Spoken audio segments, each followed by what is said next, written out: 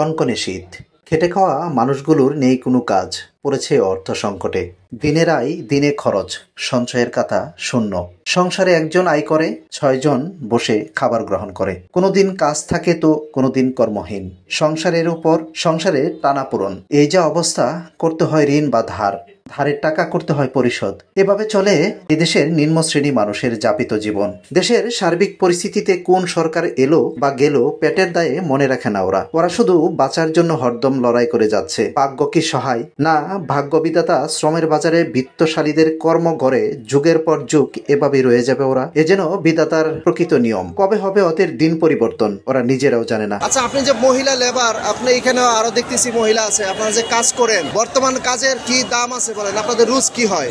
আমরা রুজ আছে হাজিরা 600 টাকা হাজিরা, ট্রাভেল গেলে হাওয়া দাওয়া গাড়ি ভাড়া আছে, আমাদের ইনকাম কম, ইনকাম নাই। আপনার পরিবারের সদস্য কয়জন? আমার পরিবারের সদস্য 2 জন, 2টা প্রতিবন্ধী ছেলে আছে আমার। প্রতিদিন কি কাজ হয়? একদিন পাইলে আর 5 দিন পাওয়া যায় না। আপনি কি কাজ করেন? আমি সিভিলে কাজ করি, টাইসে ফুটিংকে কাম পাইলে ফুটিংকে কাম করি, বালু টানা পাইলে বালু টানা করে, যে বলা যেটা পাই এইভাবে এটা করে। এই সপ্তাহের মধ্যে একদিন 2 দিন কোনো সপ্তাহ কামও হয় না। দেখেন এক গাড়ি বালু 1000 টাকা, 1200। এডি তো দিন চলে না। মাস্টারে যে ভাড়া লেগে করে ধরো করে ধরো ভাড়া দিতে পারি না। এই বাজারে গেলে এই 1 কেজি চালের দাম 80 টাকা 90 টাকা চালের দাম। 1 কেজি পেঁয়াজের দাম হয়ে জায়গা 80 টাকা 90 টাকা, 100 টাকা কেজি পেঁয়াজ। সয়াবিন তেল কিনো লাগে 200 টাকা। এডি দিয়া আমরা কি সঙ্গে চলে? কামকাজের যে বেকার সমস্যা সবাই আছি, ব্যবস্থা করলে আমরা একটু কারণ পাই, এটা বুঝতে পারবো না। আপনি কি ব্যবস্থা চান? আমাদের চাকরি বাকরি করে খাওয়া পদ্ধতি দিলে আমার সমস্যা দূর হয়। আপনি কোথেকে এসছেন? আমি নীলফামারী থেকে আসছি। নীলফামারী থেকে?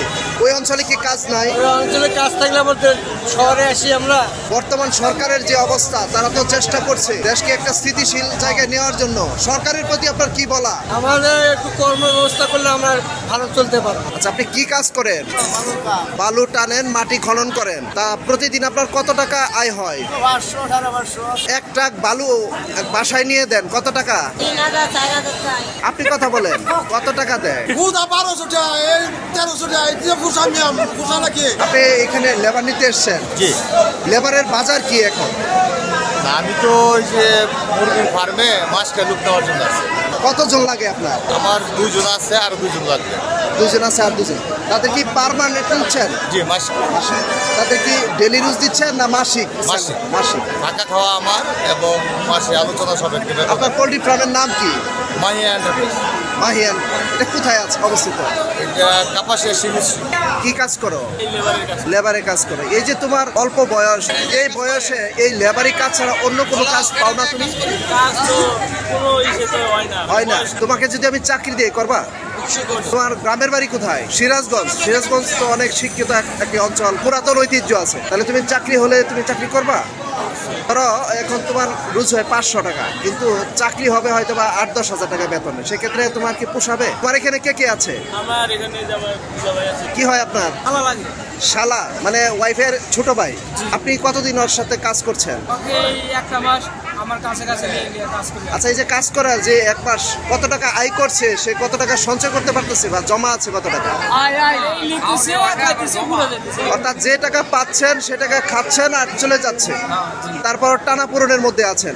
যেহেতু এখানে ঘর ভাড়া দেওয়া লাগে, চাকরি করলে কি চাকরিতে দিবেন? এখন রাজমিস্ত্রি কত টাকা রুজ আছে? রাজমিস্ত্রি এখন 700-800 এরকম করে করতে। মানুষের কাছে টাকা আছে, টাকা থাকলে তো কাজ করায় না। আপনি কোথেকে এসছেন? আমি মাওনা থেকে। আপনি কি রাজমিস্ত্রি না হেল্পার? কত টাকা রুজ হয় আপনার? 500। হাজিরা কম। কি কাজ করেন আপনি? হেল্পারের কাজ কি? বালি টানা, বালু মাখানো, এই কাজ। যোগালি কাজের শেষ আছে। গাজীপুরের শ্রীপুরে মাওনা চৌরাস্তা এই অঞ্চলের সবচাইতে বড় শ্রমবাজার। শ্রমিকদের এ বাজারে খেটে খাওয়া মানুষের গল্প তুলে ধরলাম। এরকম দেশের লক্ষ শ্রমবাজারের খেটে খাওয়া মানুষের ভাগ্য উন্নয়ন হোক, এ কামনায় প্রতিদিনের কাগজ। রুহুল আমিন সুজন, গাজীপুর।